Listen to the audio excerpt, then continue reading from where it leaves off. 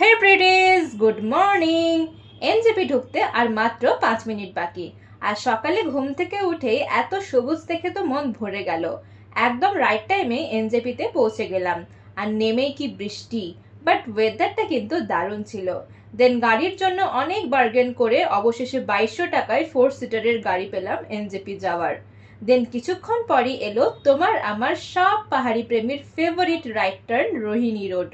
রোহিণী রোডে সুন্দর দৃশ্য দেখতে দেখতে গেলাম একটা রোড সাইড রেস্টুরেন্টে, আর যেখানে ইনি আমাদের ওয়েলকাম করলেন। খেলাম ম্যান্ডেটরি পাহাড়িওয়ালি মোমো। আর রেস্টুরেন্ট থেকে তো ভিউটা জাস্ট অ্যামেজিং। বাবা মা ভাইয়ের সবার মোমোর টেস্টটা দারুণ লেগেছিল, কারণ অ্যাডিটিভ এক্সট্রা মশলা ছিল পাহাড়ি ভিউ। দেন এলাম কার্শিয়াংয়ে, আর এখানের ভিউটা জাস্ট ওয়াও। সমস্ত ক্লান্তি দূর হয়ে যায় প্রকৃতির এরম সৌন্দর্য দেখে। মনে হচ্ছিল আমি যেন স্বর্গে চলে এসেছি। আজ মে উপর আসমান নিচে গানটার আসল মানে এখানে এসেই বুঝতে পারছিলাম। নিচে মেঘ আর ওপরে আমি। এনজেপি টু দার্জিলিং রোড জার্নির এক্সপিরিয়েন্স আর ফিলিংসটা যে কি ছিল, কান্ট এক্সপ্লেন। মনে একটু ভয় আর অনেকটা ভালো লাগার অনুভূতি নিয়ে ঘন কুয়াশা পেরিয়ে ফাইনালি পৌঁছলাম দার্জিলিং। আর এখানে কুলি দিদিদের মাথার আর পিঠের জোরকে তো হ্যাটস অফ।